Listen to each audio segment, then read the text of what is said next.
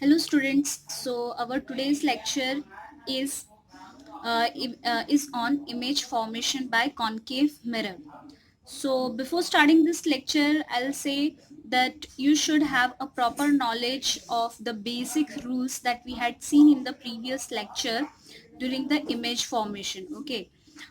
If you are having a good knowledge about that, then this will be easier for you to understand. Now, see, this is the table which shows that we are going to learn 6 cases where the object will be placed, and according to that where we will get the image of that particular object. Okay. Now here you can see that this is your concave mirror, and in front of the concave mirror I'm going to place my object at 6 different position. Okay, this is actually the summary, a short summary of the position of the object. We will be moving from left to right like this way. Okay, so you can see that first I'll place my object at infinity. If I'll place my object at infinity, then where I'll get the image that we are going to see with the help of this ray diagram. Okay, then we'll move like this way from left to right. So first infinity, then second, if my object is beyond the center of curvature. Okay, so this will be your second position. Beyond center of curvature मतलब ऐसा नहीं कि up to this distance it can be here, object can be here, it can be here, it can be here, anywhere just beyond center of curvature. Okay, third position, अब यहाँ थे, यहाँ आए, फिर यहाँ मूव कर रहे हैं. ठीक है, so that is the third position when the object is placed at the centre of curvature. ठीक है, then we will move to this line. So this is what between C and F. So fourth position is between C and F, between center of curvature and focus. Then fifth position when the object is placed at the focus, and the last position when the object is placed between F and P, that is between focus and pole. So these are the 6 cases that we are going to learn in this lecture. Okay, so starting with first position of the object, that is when your object is placed at infinity. ठीक है, now how we are going to find out the image is by applying the knowledge of the rays that are incident and reflected from our previous lecture. Okay, so in the previous lecture we had learned that if the rays are parallel to the principal axis, then they will pass through the focus. ठीक है, तो यहाँ पर जब आपको image formation जानना है तो आपको क्या होगा, मिनिमम 2 रेज ऐसी चाहिए होंगी जिनका पाथ आप खुद जानते हैं. जैसे कि जो कल हमने 4 बेसिक रूल्स पढ़े थे, वो बेसिक रूल में आपने देखा था, आप खुद जानते हैं कि अगर पैरेलल रे है तो अगर इंसिडेंट रे पैरेलल है तो रिफ्लेक्टेड रे फोकस से पास होगी. अगर इंसिडेंट रे फोकस से पास होती है तो रिफ्लेक्टेड रे आपकी पैरेलल होगी. फिर अगर सेंटर ऑफ कर्वेचर से पास होती है तो सेंटर ऑफ कर्वेचर से ही रिफ्लेक्ट बैक होगी. तो ये जो हमने रूल्स पढ़े हैं, उस रूल के हिसाब से हम कोई भी ऐसी 2 रेज लेंगे जिनका पाथ हम जानते हैं. पाथ जानते हैं मतलब हमें पता है कि अगर वो रिफ्लेक्ट बैक होंगी तो वो किस पाथ से रिफ्लेक्ट होंगी. ठीक है, तो हर केस में मैं क्या करूंगी, एक पैरेलल रे तो ले ही लूंगी. ठीक है, अब ये जो पहला केस है, first case is when the object is at infinity. Infinity मतलब बहुत दूरी पे है, बहुत डिस्टेंस पे. मान लो दैट द ऑब्जेक्ट इज सन. ठीक है, जिसकी दूरी हम जान नहीं सकते, डिस्टेंस को हम मेजर नहीं कर सकते. ठीक है, तो उससे जो रेज आएंगी वो क्या होंगी, वो इनफाइनाइट डिस्टेंस से है. So those rays are parallel to, they are coming parallelly to the principal axis. Now we know that if the ray is parallel to the principal axis, so they after reflection they will pass through the focus. ठीक है, तो मैंने यहाँ पे क्या किया, मान लो यहाँ कहीं इंफिनिटी पे ऑब्जेक्ट है, उससे ये रेज आ रही है, तो ये रेज जो है लाइट की वो they are parallel to the principal axis. So this is your rays. since they are parallel, so after reflection they are passing through the focus. अब जहां इंटरसेक्शन हो जाएगा आपके दोनों रेज का, दो रेज, हमें मिनिमम दो रेज तो चाहिए फॉर द इमेज फॉर्मेशन, ठीक है, तो हम क्या करेंगे, हम कोई भी दो रेज लेंगे, तो यहाँ पे जहां पे भी आपको इंटरसेक्शन मिलेगा दो रेज का, वो आपका क्या होगा, that will be the point of image formation. So your since the rays are intersecting, the rays are intersecting at focus, that means your image will form at focus. और focus पे देखो, focus क्या है, focus एक point है, मतलब आपकी जो इमेज होगी वो कैसी होगी, वो होगी आपकी हाईली डिमिनिश्ड. हाईली डिमिनिश्ड का मतलब वो बहुत छोटी, पॉइंट साइज आप कह सकते हैं, ठीक है. तो देखो position of object, object infinity पे रखा है तो इमेज कहाँ बन रही है, एट एफ, दिख रहा है एट एफ. और हाईली डिमिनिश्ड मतलब पॉइंट साइज होगी. और नेचर ऑफ द इमेज, देखिए जो भी इमेज आपकी क्या मिरर के सामने बन रही है वो, क्योंकि यहाँ पे आपकी जो रेज हैं they are actually meeting. So if the rays are actually meeting, that means we are getting the real image. And if it is real, so it will be inverted, उल्टी होगी, ठीक है. तो ये आपकी इमेज कैसी होगी, this will be the image real and inverted. Real and real का होने का मतलब होता है ऐसी इमेज जिसे हम क्या कर सकते हैं, स्क्रीन पे ला सकते हैं, ठीक है. फिर नेक्स्ट केस देखते हैं. नेक्स्ट केस, पहले हम यहाँ थे, अब हम थोड़ा सा यहाँ पर आएंगे सेकेंड पोजीशन पे. तो सेकेंड पोजीशन पे हम कहाँ पे हैं, सेकेंड पोजीशन पे बियॉन्ड सेंटर ऑफ कर्वेचर, ठीक है. तो देखो सेकेंड पोजीशन क्या है, बियॉन्ड सी. बियॉन्ड सी मतलब फिर वो यहाँ पे भी हो सकता है ऑब्जेक्ट, यहाँ पे भी, यहाँ पर भी, यहाँ पर भी, ठीक है. ऐसा कुछ नहीं है कि मैडम ने यहाँ बनाया तो इतने ही डिस्टेंस पे, यहाँ पर कहीं पे भी आपका क्या हो सकता है, ऑब्जेक्ट हो सकता है. तो उससे अब देखते हैं, अब हमें वही वैसी दो रेज लेनी जिनके पाथ हम जानते हैं, समझ में आ रही है बात. और वो दो रेज जहां पे इंटरसेक्ट करेंगी वो आपका हो जाएगा इमेज का पॉइंट, ठीक है. तो अब आप देखिए ये मेरी ऑब्जेक्ट है, ऑब्जेक्ट ए बी. ऑब्जेक्ट को मैंने कैसे डिनोट किया है, ए बी से, ठीक है. So this is the object A B. अब इससे मैंने एक रे ली है जो कि पैरेलल जा रही है. सी this is object and from the object there will be this infinite light rays, ठीक है. इनफाइनाइट लाइट रेज होती हैं और उनके डिफरेंट डिफरेंट पाथ होते हैं. हम कोई ऐसे दो रेज को ले लेते हैं कि कोई तो एक रे होगी जो ऐसे स्ट्रेट जा रही होगी, that is parallel to the principal axis. कोई तो एक रे होगी जो फोकस से पास हो रही होगी, ठीक है. ऐसी हम कोई दो तीन रेज ले लेते हैं जिनका पाथ हमको जान रहे होते हैं, ताकि इंटरसेक्शन मिले हमें उनका, और इंटरसेक्शन जहां मिल जाए वहां हमें पता चल जाए कि इमेज का पॉइंट कहाँ है, ठीक है. तो यहाँ देखिए आपको A B is the object. तो एक मैंने पैरेलल रे ले ली, ठीक है. क्यों पैरेलल ले ली, क्योंकि मुझे पता है कि after reflection it will pass through focus. So C this is your parallel incident ray and it, so as per the rule it will pass through the focus, so it is passing through the focus. देखो ये मैंने arrow बनाया है, ठीक है. this is the incident ray arrow.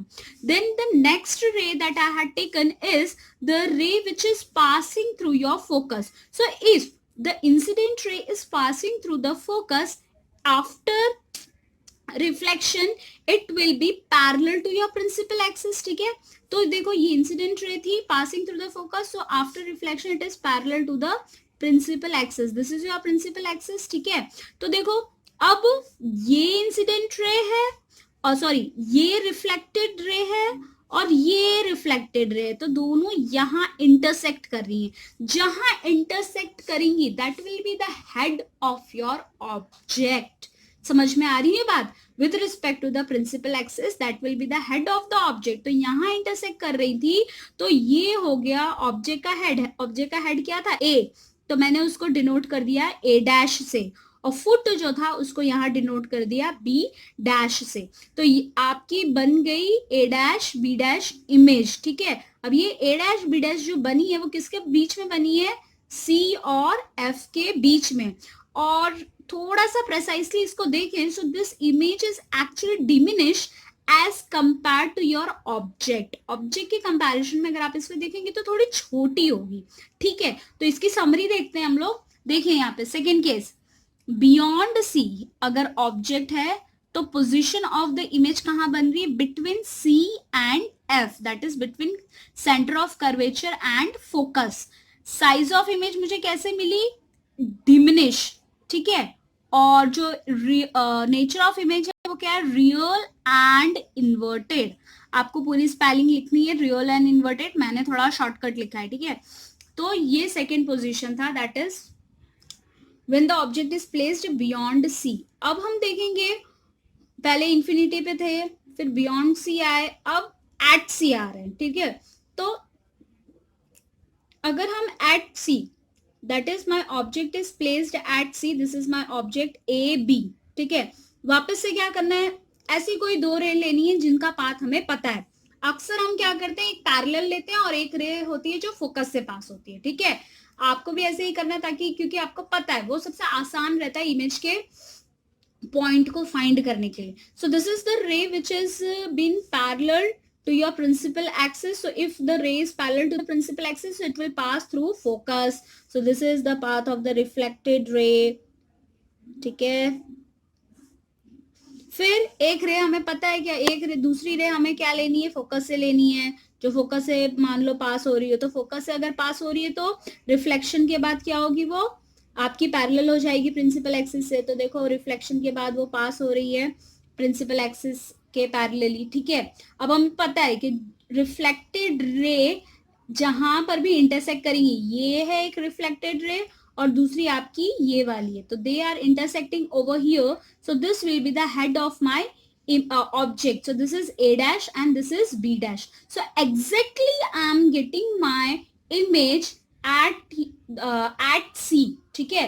So this is what, and this is of same height as that of the object. So the case will be summarized as, if the object is placed at C, I will get my image at C. The image will be real, it will B inverted. देखो real है मतलब आपको दिख रही है, और inverted होना मतलब उल्टी, क्योंकि ये ए बी है तो ये हमारे ए डैश बी डैश, उसका सिर ऊपर है ऑब्जेक्ट का, तो इमेज का सिर कहाँ जा रहा है, नीचे जा रहा है। तो ये क्या हो गया, उल्टी इमेज, इन्वर्टेड मतलब उल्टा होना, ठीक है। तो इसकी समरी देख लीजिए थर्ड वाले की, अगर एट सी है तो इमेज भी आपकी एट सी ही होगी, सेम साइज की होगी, real and inverted. Now next will be, अब सी पे थी, सी के बाद अब हम थोड़ा और इधर मूव करेंगे तो क्या आएगा, between C and F. So fourth position is between C and F. तो बिटवीन सी एंड एफ अगर है तो जो आपकी इमेज होगी वो बियॉन्ड सी होगी, ठीक है। ये एक्चुअली उल्टा चलता है, उल्टा चलता है मतलब जैसे कि अगर बियॉन्ड सी जब मैंने रखा था तो सी और एफ के बीच में इमेज मिल रही थी, अब ऑब्जेक्ट सी और एफ के बीच में रख दूंगी तो इमेज जो है वो बियॉन्ड सी मिलेगी, ठीक है। देखो यहाँ पे आपको दिखा देती हूँ, बियॉन्ड सी था तो बिटवीन सी एंड एफ मिल रहा था, अब बिटवीन सी एंड एफ अगर ऑब्जेक्ट है तो बियॉन्ड सी मिलेगा। ऐसे इनका रिलेशन होता है, समझ आ रही है बात, ठीक है। एट सी तो एट सी। फिर देखो यहाँ पे भी एक और आपको बता देती हूँ, जैसे ये एट इंफिनिटी तो एट एफ है, तो अब जब मैं एट एफ रख दूंगी ना, देखो एट एफ तो एट इंफिनिटी आपको इमेज मिलेगी। ये हमारा क्या होता है, लर्न करने का तरीका होता है, ठीक है। तो चलो पहले हम लोग फोर्थ केस देख लेते हैं, बिटवीन सी एंड एफ। तो अब हमने रख दिया object between C and F. So this is your C, this is your F and this is your object A B. तो बिटवीन सी एंड एफ थोड़ा सा ये गिज गिज गिज गिज हो गया, आपको ये रे को कंसिडर नहीं करना है जो मैंने कैंसिल कर दिया है, ठीक है। Sorry for this children. So C and F this is, and here I have placed my object। तो वैसे ही वापस से अपन वही रे लेंगे जिनका पाथ हमें पता है। तो एक पैरेलल ले ली, पैरेलल है तो कहां से पास होगी, फोकस से। तो देखो फोकस से पास हो रही है, ठीक है। ये इंसिडेंट रे पैरेलल थी टू द प्रिंसिपल एक्सिस और it is passing through the focus, ठीक है। एक हो गई। दूसरी हमें पता है कि हमें फोकस से पास करवानी, एक पैरेलल और दूसरी फोकस है। फोकस से पास की तो इंसिडेंट रे अगर फोकस से पास की तो रिफ्लेक्टेड क्या होगी, parallel to the principal axis, तो ये parallel to the principal axis हो गई। फिर हमें दोनों रिफ्लेक्टेड रे को एक्सटेंड करके देखना है कि वो कहाँ इंटरसेक्ट कर रही, तो वो यहाँ इंटरसेक्ट कर रही, तो this will be the head of your object. तो ये हो गया सॉरी इमेज, तो ये हो गया ए डैश, ये हो गया बी डैश। तो ये पॉइंट सी है, पॉइंट सी के पहले मुझे मिल रही, मतलब बियॉन्ड सी। और देखो ये ऑब्जेक्ट जो है वो थोड़ा छोटा है, ये उससे इमेज जो मिल रही है वो क्या मिल रही है, थोड़ी सी बड़ी मिल रही है। तो ये केस क्या समराइज होगा, कैसे समराइज होगा, ऐसे समराइज होगा, if the object is between C and F then image will be formed beyond C, it will be enlarged and it will be real and inverted, ठीक है। this is the case. फिर now the next case is our fifth case. fifth case is if the object is placed at F, ठीक है। अब object आपका मैंने F at F रखा है, इसको दे देते अपन नाम AB, ठीक है। तो वापस से वही करना है, क्या करना है, एक इंसिडेंट रे एक ले लेते हैं अपन, पैरेलली अपनी रे जा रही है, तो this is your ray, incident ray parallel to the principal axis, parallel to the principal axis है, so it will pass through the focus, तो दिख रहा है फोकस से पास हुई, ठीक है। और दूसरी जो रे ली गई है, दूसरी रे ऐसी है कि द सेकेंड रे is passing through the centre of curvature. अगर सेंटर ऑफ कर्वेचर याद हो, सेंटर ऑफ कर्वेचर से मैं पास कर रही हूँ, तो मुझे रिफ्लेक्टेड रे भी क्या मिलेगी, सेंटर ऑफ कर्वेचर से ही पास होते हुए मिलेगी।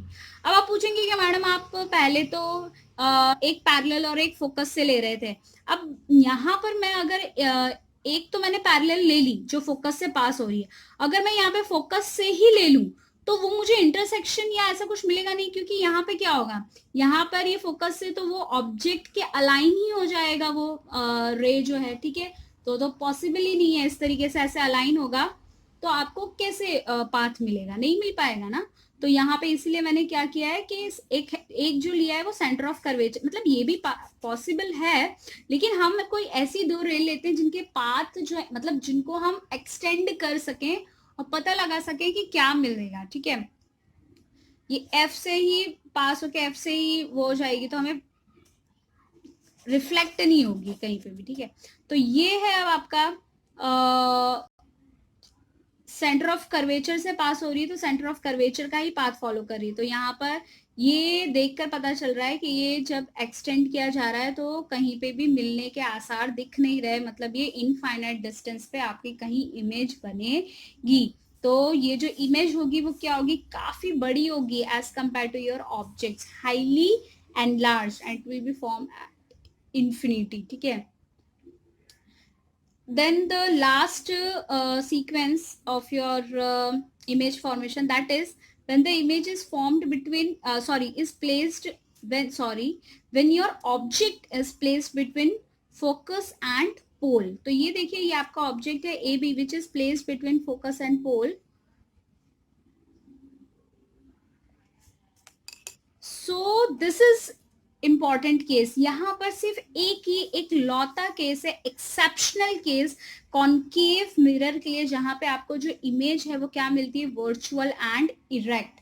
तो ये आपको याद रखना है। बाकी के जितने भी ऊपर के हमने 5 केसेस देखे हैं, in all those 5 cases we are getting real and inverted image, where is in the 6th case, this is the last case where we are getting virtual and erect image. Virtual that means जबरदस्ती का हम क्या कर रहे हैं, race को इकट्ठा करके वो इमेज को बनाने की कोशिश कर रहे हैं, जो कि स्क्रीन पे हम ऑब्टेन कर सकते नहीं हैं, ठीक है। तो मैंने रख दिया उसको बिटवीन एफ और पी, ठीक है।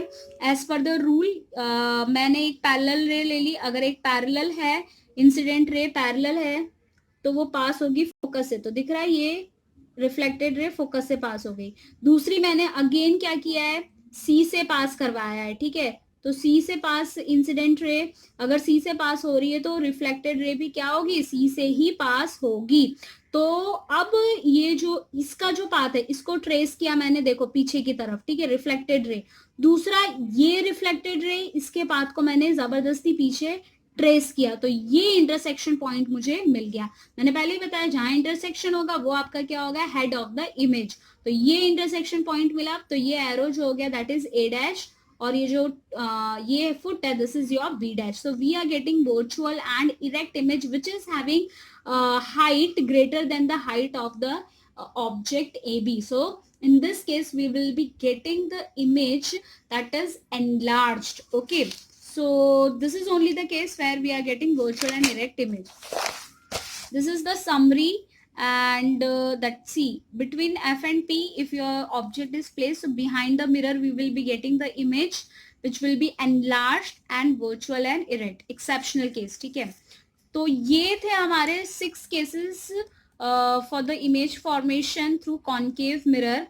If you are having any doubt, please ask to me in our group, or you can comment, and you have to write all these 6 cases like this way. You have to form the chart and the image. These are the ray diagrams that you have to uh, make in your notebook. This 6 ray diagrams. Okay, so this is all for today. Thank you.